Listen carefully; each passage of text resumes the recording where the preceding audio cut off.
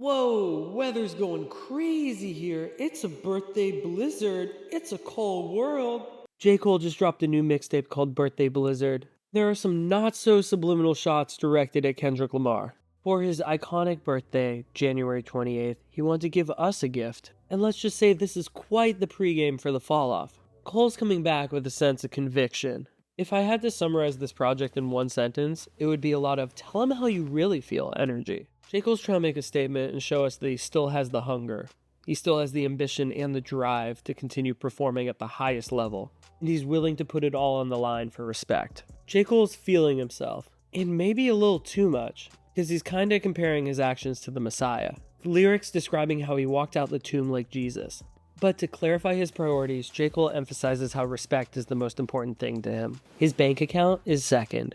Also, if you like your music with a touch of violence, he talks about how the K's pop like Asian rappers. And you need to let me know in the comments whether this is the best or worst lyric of all time. As a reference to his conflict with Kendrick Lamar and Drake in the Big Three conversation, J. Cole addresses the criticism by stating that the apology dropped me way out of the top 3. No problem. I'm probably my best when they doubt me. Right now, he's going for the underdog angle. I don't know if he's seeking any kind of direct confrontation. I suspect that he's still trying to operate in his own zone. Many of the lyrics on Birthday Blizzard talk about how J. Cole is tired of the clout chasers. I think that there are some valid critiques about the attention economy that we live in, because J. Cole is rallying against the gossip and the hating, and also the endless devotion of certain fandoms. On many occasions, J. Cole has alluded to the fact that the fall-off will most likely be his last creative release. One of my father figures in music is leaving, and I'm trying to process this change. I'm trying to remember this relationship fondly and go out with a bang. I want J. Cole to end on a high note. Only after he has released this New Testament is he allowed to retreat into the woods and become a monk. Only then can he become the Force ghost that bikes around New York City. Right now we're manifesting the classic. This is something that has arguably been missing from J. Cole's discography for the past 8 to 10 years. I personally perceive Forest Hills Drive as a classic because it was so formative to my identity as I was growing up. The album was introspective and heartfelt. It documented a series of events that happened throughout J. Cole's childhood and how he struggled to mature through adulthood. He reflected on his career and his role within relationships. Through it all, Jermaine had a strong emphasis on gratitude and appreciating what you have. These were qualities that separated Forest Hills Drive from other projects that were released throughout that time period. It was a body of work that mapped the inner turmoil of a young guy trying to figure stuff out. He expressed regret not being there for his mom when he knew she was struggling with things, while he was selfishly pursuing his own career, even if that career would ultimately help her financially. Storytelling on this album is exquisite. It's bare bones and to the point. The clarity of the delivery is one of the album's greatest strengths. It's easily digestible, and the music is very accessible. You feel as though he's actually speaking to you. It's not overcomplicated or pretending it's trying to be something it's not. Just a raw, unfiltered expression of a man communicating his dreams, his childhood fantasies, his ambitions, and his personal desire to strive and be great. This project isn't overly commercial either. It's not trying so hard for a radio hit. Obviously, there are songs like No Role Models on there, but these songs work within the constructs of the album that are laid out. Oh, plus, we all know this. He went double platinum with no features. Come on.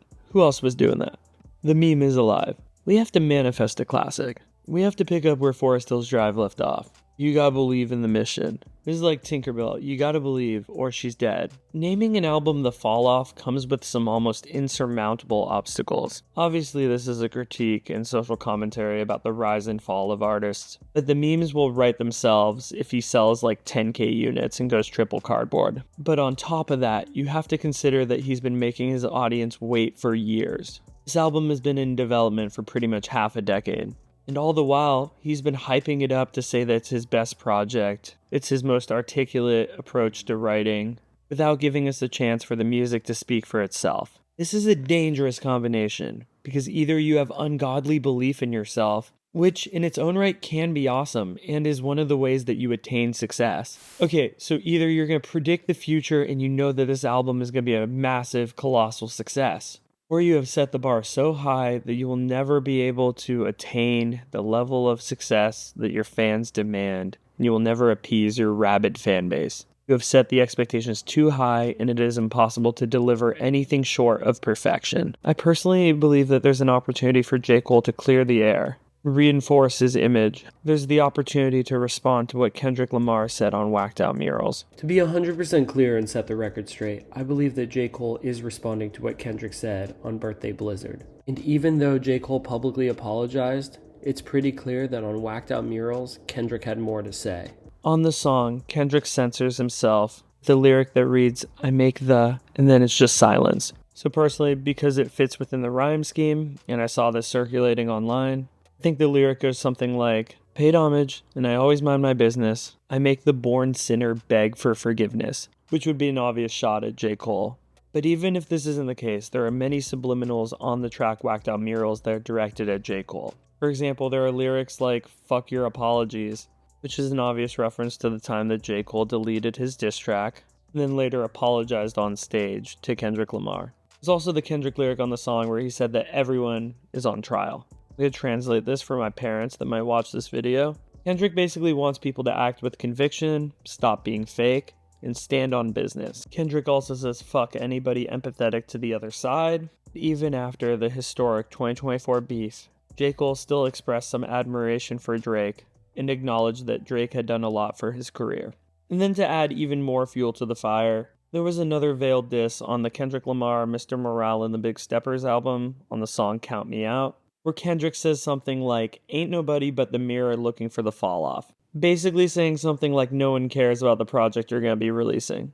But now, as we know, in Kendrick fashion, I'm sure that also has multiple meanings. I digress. There's a massive opportunity for J. Cole to respond and address all of these claims, stand up for himself, clarify the morals that are important to him. He can analyze his place in hip-hop, how he sees the current landscape, the trends that he sees, how the artistry and music will evolve with time, whether his declarations of being the best are just based off of his own personal belief in himself, or whether they are a challenge for the supremacy of hip-hop. And to his credit, on Birthday Blizzard, he begins to explain himself. The fall-off is a great place to expand on some of these thoughts. For the fall-off to be received well, people have to buy into the story. Part of that means taking a good, hard, long look in the mirror and analyzing some of the issues that people have with his recent creative output. I think when you're as skilled a rapper as J. Cole, you've earned the right to be confident. As a creative, you have to believe in yourself and on some level think that you're the best. Because if people like J. Cole listened to what people had to say around them, they would have never pushed themselves to be this successful. However, in the competitive landscape of hip-hop, you have to back up your words when you say that you're the best. And when push came to shove, Kendrick Lamar exposed that J. Cole wasn't really about that life. After consensually engaging in a rap beef with Kendrick Lamar, he quickly deleted his song and apologized to thousands of people on stage. This was after years and years of subliminal shots going back and forth between the two. For example, on the song First Person Shooter, the initial catalyst of this modern conflict, J. Cole said a lyric like, "If everybody steppers, then everybody breakfast, and I'm about to clean out my plate," which, as you probably know, was an obvious reference to the Kendrick Lamar Mr. Morale album. The primary issue that many people throughout hip-hop had with J. Cole's apology was that he was framing himself to be someone he wasn't. For the past 5 years, every rap verse from J. Cole was talking about how he was the best rapper who would lyrically dominate anyone that challenged him. And then the first moment he was truly provoked by anyone that posed any threat to him, he took a step back and decided to choose his peace. This could have been an instance of the boy that cried wolf, and people kind of got fed up with it, because many people would have wanted him to go out on his sword and engage in a conflict, when in reality, J. Cole didn't have any personal animosity towards Kendrick Lamar. He felt pressured to perform at a level because he set that standard. He invited that opposition. He spent years declaring that he was the best MC to ever touch a mic in the modern era. And when someone checks your credentials and then you backpedal, people question your moral character. In truth, I believe that J. Cole has always been morally consistent. On the song Firing Squad, he talks about seizing the crown of hip-hop so that he can destroy it and that there will be no more kings. Now, it's clear that J. Cole kinda lost his path, but I don't necessarily think that his desire to be great was at conflict with his personal desire to be a pacifist and not engage in conflict. This is the same guy that you catch biking around New York City everywhere eating a random hot dog. You see him in the same clothing all the time. You already know this guy has his own Master Yoda-style ritual of meditation. As we all know, rapping against Kendrick Lamar would have been a suicide mission. As I've explained before, Kendrick would rather take you off the ledge with him than accept any form of defeat. So on the fall off, this is what J. Cole needs to do. This is how J. Cole wins back the favor of the people in hip-hop that doubted him. Just a disclaimer, in no way am I trying to put any limitations on his creative process. I am also not saying that these are the only ways to achieve classic album status. In all honesty, this is just the most straightforward method that I see. But it would be super refreshing if J. Cole could surprise us all. So from one music fan to another, I'm just trying to manage the expectations of this album. This is more of a bucket list of some of the things that I would want to see on the fall off for it to be successful. By implementing some of these changes, J. Cole would be able to address the critics and his fandom at the same time.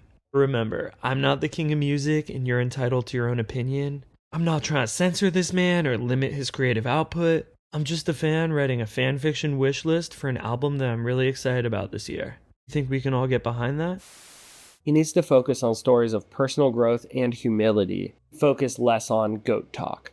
He needs to act as though he's operating in a sphere all of his own, but not in an I'm better than you kind of way that invites confrontation, in a way that says, I took the high road. Now, this isn't quite a PR crisis, but there are still a sizable amount of people that are still angry about J. Cole's decision to apologize to Kendrick. The way to mitigate this damage is to do less I'm the best to ever do it raps, and more let's call attention to social issues and use my platform responsibly, or how it's important to be there for the people around you that love you. He can still rap about everything that he overcame. But the bulk of his subject matter shouldn't be I'm this godlike figure and no one can touch me. So yeah, less goat rap, more fortune cookie raps. Does that make sense? If he's talking about something of substance and it's not overtly preachy, then you look like the asshole for hating on it. But sometimes people find these elaborate metaphors to describe how they're the best to ever do it. And this would be perceived as filler because his credibility was already challenged by Kendrick. So these words wouldn't hold the same weight as they did a few years ago. Basically, modesty is key. I'm personally looking forward to a J. Cole album with social commentary, with a message, with something to say that's profound and meaningful. I think artists like Cole serve a pivotal role in helping us process the uncertainty of these changing times. Whether it's documenting their experiences with others or driving awareness to a particular issue, these artists offer insights that often help you synthesize real-world problems. J. Cole has tried to use his platform to highlight issues that he's passionate about in the past on albums like For Your Eyes Only and KOD. Now, while the perception of these albums has been mixed, I think that an imperfect attempt at saying something is better than no attempt at all. All in all, I think Birthday Blizzard was a great appetizer to the fall-off. J. Cole demonstrates incredible technical ability.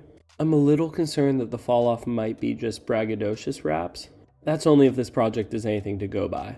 However, my excitement for the project has only grown. Because if these rap extras are his throwaways, he really is going to set the bar high with the fall-off.